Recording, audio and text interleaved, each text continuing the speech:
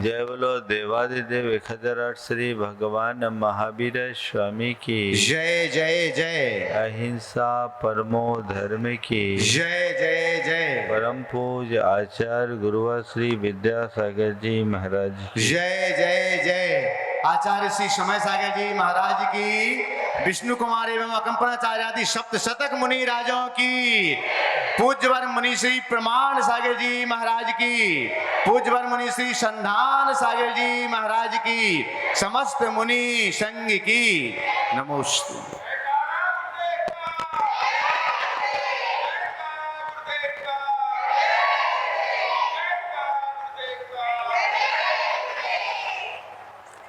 हमारा देश पर्वों का देश है। उत्सव प्रियता हमारी संस्कृति है। कोई न कोई निमित्त आता है और हम लोग पर्व और उत्सव मनाकर आनंद से भरते हैं। पर्व का अर्थ होता है संधि। जब किसी तिथि में कोई और प्रसंग जुड़ जाए तो वो पर्व बन जाता है। कई प्रकार के पर्व हैं। धार्मिक पर्व, सांस्कृतिक पर्व, सामाजिक पर्व, आध्यात्मिक पर्व, ऐतिहासिक पर्व और राष्ट्रीय पर्व के रूप में।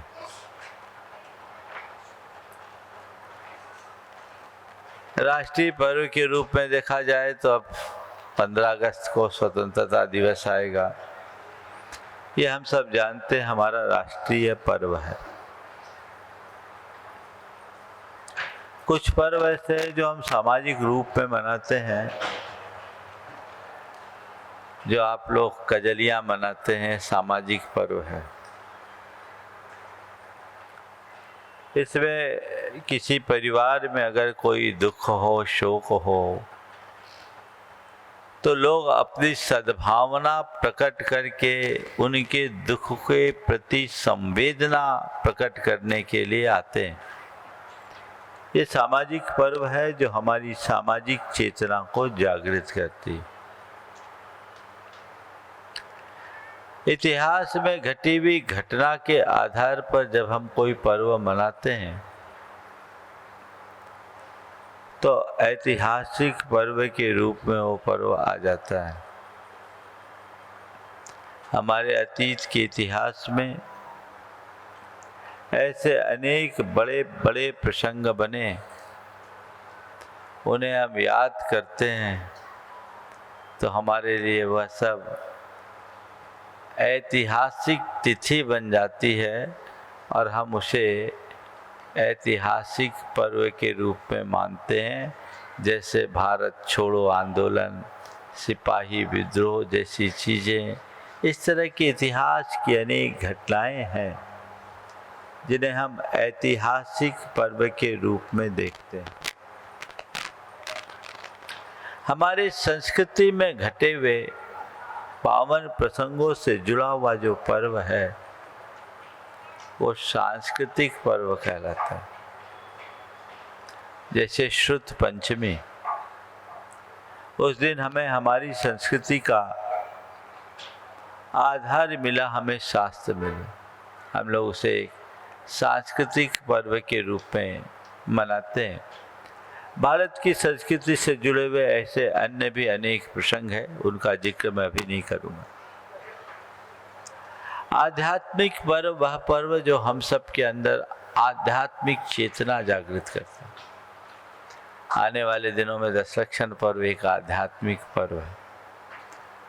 और धार्मिक दृष्टि से जितने भी हम पर्व त्योहार मनाते हैं वह सब धार्मिक पर्व की श्रेणी में आता है। हर पर्व का अपना अपना महत्व है, लेकिन आज का पर्व एक विशेष पर्व है।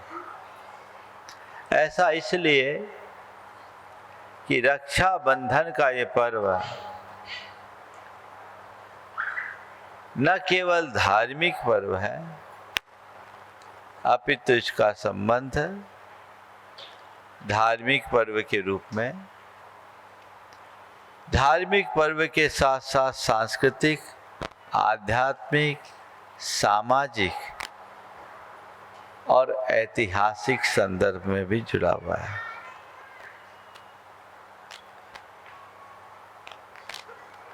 हर संदर्भ में इस पर्व का संबंध जुड़ा है। हम इतिहास से बात की शुरुआत करते हैं। ऐतिहासिक दृष्टि से बहादुर शाह जफर ने जब चित्तौड़ की रानी कर्णवती पर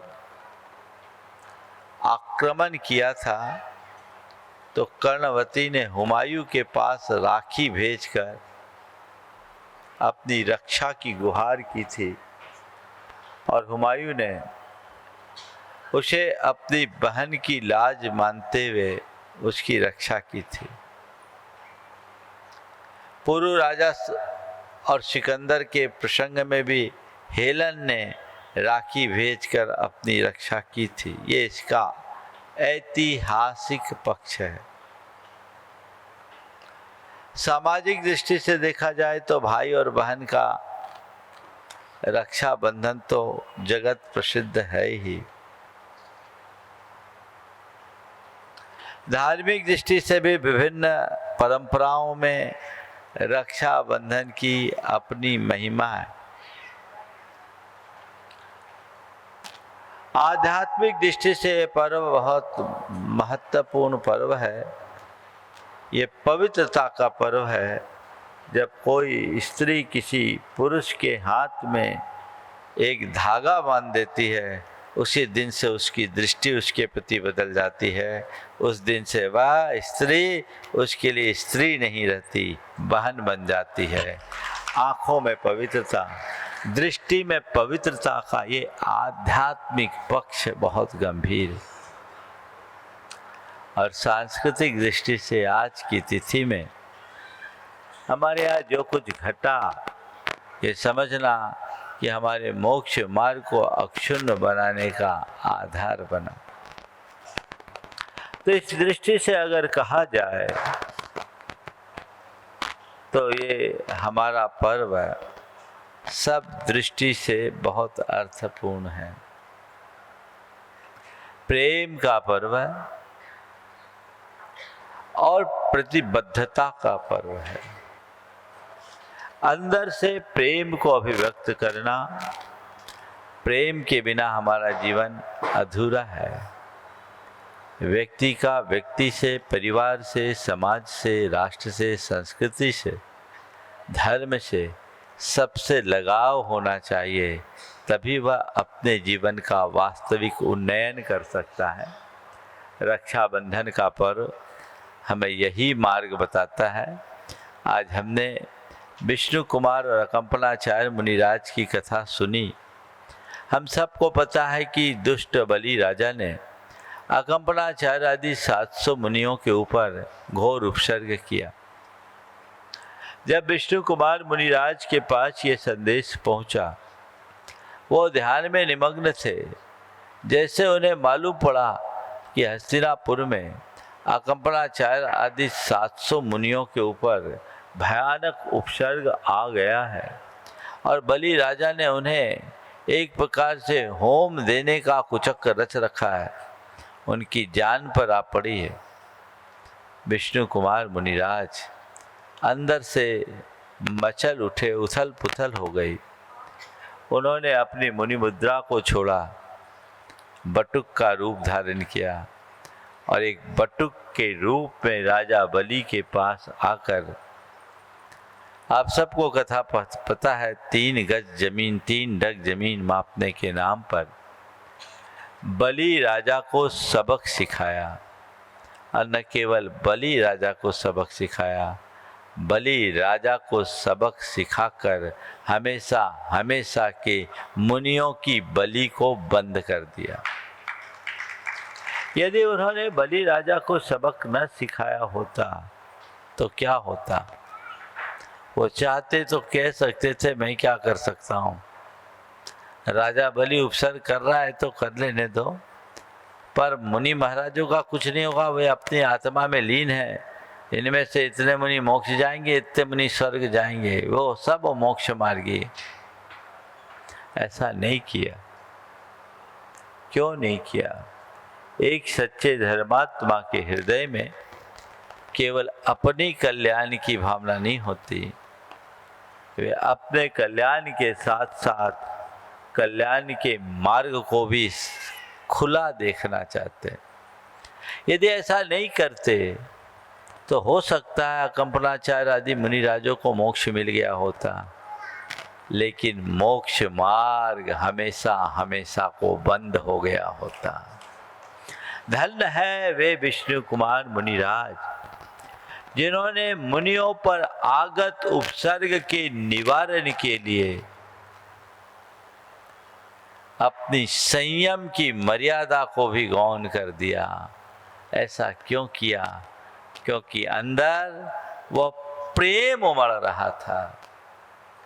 आज रक्षाबंधन के दिन ज़्यादा बोलने की अनुकूलता नहीं बन रही, लेकिन सार में एक ही बात कहता हूँ, राखी के इस पर्व को एक औपचारिक पर्व के रूप में न मनाएं।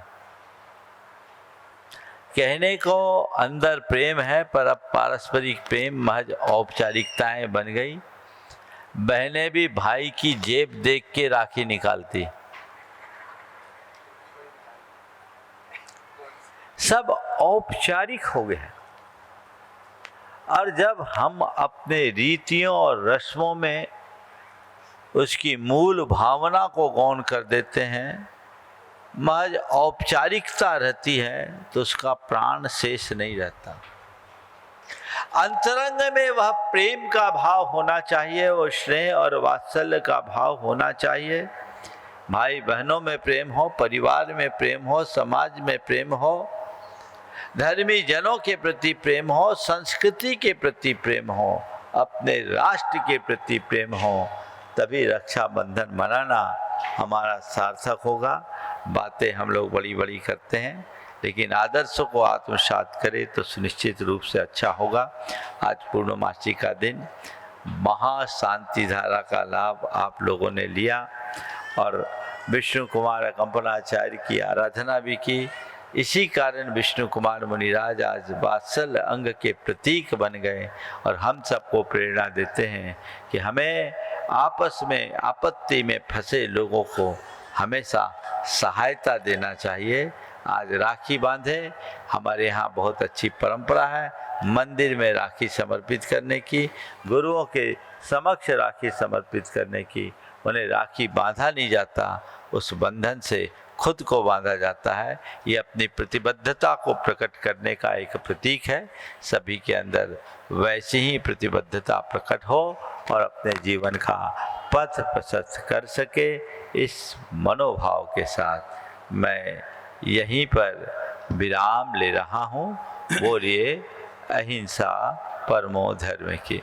पूज्य मुनिवर श्री प्रमाण सागर जी महाराज की